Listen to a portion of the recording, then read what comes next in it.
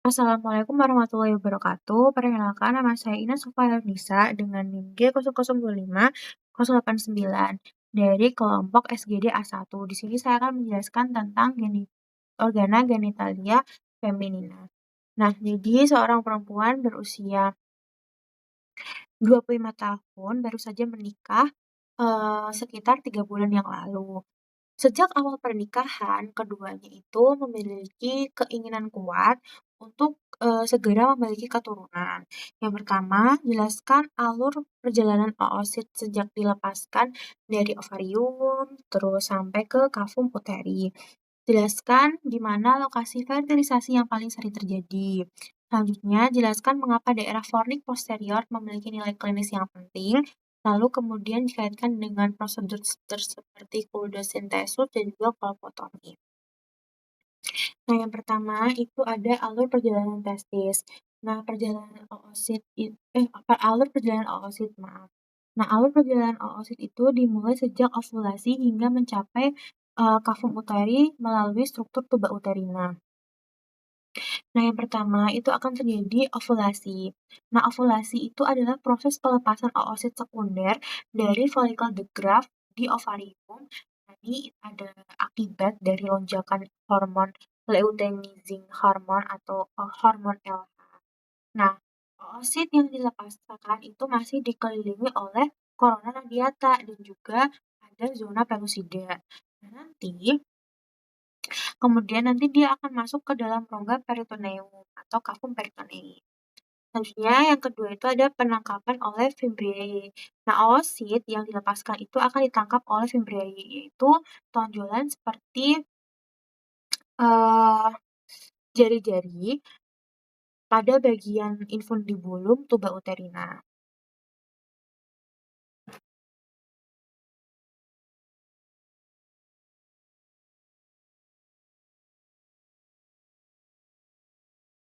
Nah, lalu yang selanjutnya dia itu akan masuk ke infundibulum tuba uterina. Nah, nanti infundibulum itu merupakan bagian awal dari tuba uterina yang dia itu berbentuk seperti corong. Setelah ditangkap fimbriae, oosit itu akan masuk ke bagian ini sebagai pintu masuk menuju saluran reproduksi wanita yang internal. Terus dia itu akan transportasi menuju ke ampula. Nah, nanti oosit itu akan bergerak dari infundibulum ke ampula. Nanti dia akan melalui dua mekanisme utama. Yang pertama, gerakan silia epitel tuba uterina, terus ada kontraksi peristaltik otot polos dinding tuba. Nah, ampula itu tadi dia adalah bagian terpanjang dan eh, paling lebar dari tuba uterina, serta dia itu merupakan lokasi yang paling terjadi fertilisasi. Nanti yang akan dibahas pada soal nomor 2. Soal nomor yang B, bagian B. Nah, selanjutnya dia itu ada perjalanan melalui ismus. Nah, dari ampula, oosit itu akan bergerak menuju ismus, yaitu bagian tubuh uterina yang lebih sempit dan berdinding lebih tebal. Nah, transportasi ini tetap dibantu oleh aktivitas silia dan juga kontraksi dari otot. Terus akhirnya dia itu akan masuk ke kavum uteri. Nah, oosit Nah, selanjutnya dia akan masuk ke kavum uteri. Nah, oosit itu atau zigot yang sudah terfertilisasi, dia itu kemudian akan masuk ke dalam kavum uteri melalui ostium uterinum. Nah, waktu yang dibutuhkan dari ovulasi hingga mencapai kavum uteri itu berkisar antara 3 sampai 4 hari. Next, yang kedua itu jelaskan di mana lokasi fertilisasi yang paling sering terjadi. Nah, jadi fertilisasi itu merupakan proses peleburan antara spermatozoa dan juga oosit sekunder yang menghasilkan zigot. Nah, pada manusia fertilisasi itu paling sering terjadi di ampula tuba uterina. Nah, ampula itu merupakan segmen terpanjang dan juga terlebar dari tuba uterina. Sehingga dia itu menyediakan ruang yang lebih luas untuk memungkinkan pertemuan antara oosit dan juga spermatozoa. Selain itu, dinding ampula itu dilapisi oleh epitel kolumner yang bersilia. yang berperan dalam membantu pergerakan oosit serta distribusi spermatozoa di dalam lumen tuba.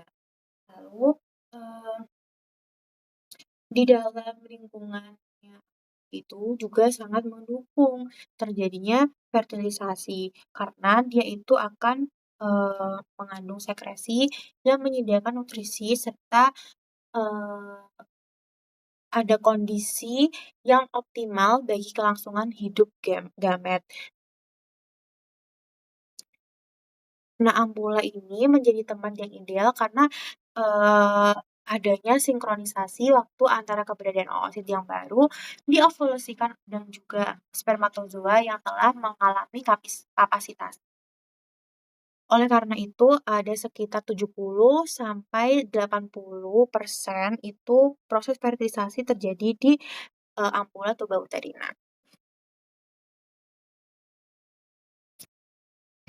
Nah, next jelaskan mengapa daerah fornix posterior memiliki nilai klinis penting, kemudian kaitkan dengan prosedur kuldosentesis dan juga kolpotomi. Nah, jadi fornix posterior itu merupakan bagian terdalam dari fornix vagina yang terletak di belakang serviks uteri. Nah, secara anatomi, fornix posterior itu berhubungan langsung dengan excavationo recta uterina yaitu atau Douglas. Dia itu ruangan paling rendah dan rongga peritoneum pada wanita. Selanjutnya, nilai klinis fornix posterior itu dia lokasinya paling rendah, rongga peritoneum. Nah, dia kan ada excavatio rectouterina, yaitu adalah tempat akumulasi cairan intraabdominal seperti darah, nanah, dan juga cairan. Nah, karena letaknya paling rendah, maka cairan patologis-patologis tadi itu akan mudah terkumpul di area ini. Selanjutnya dinding tipis dan juga dia tuh mudah diakses. Terus eee, dia itu dipisahkan dia tuh hanya dipisahkan oleh dinding tipis dari, eee, kalung Douglas tadi, sehingga dapat menjadi jalan masuk yang aman dan juga cepat untuk evaluasi kondisi patologis di rongga pelvis. Nah, lalu kaitannya dengan kuldosentesis itu, kuldosentesis sendiri itu dia adalah proses aspirasi cairan dari excavatio rectouterina melalui fornix posterior vagina. Nah, tujuannya untuk apa? Untuk mendeteksi adanya darah, misalnya pada ruptur kehamilan ektopik. Terus dia juga bisa mengidentifikasi infeksi saat atau abses pelvis.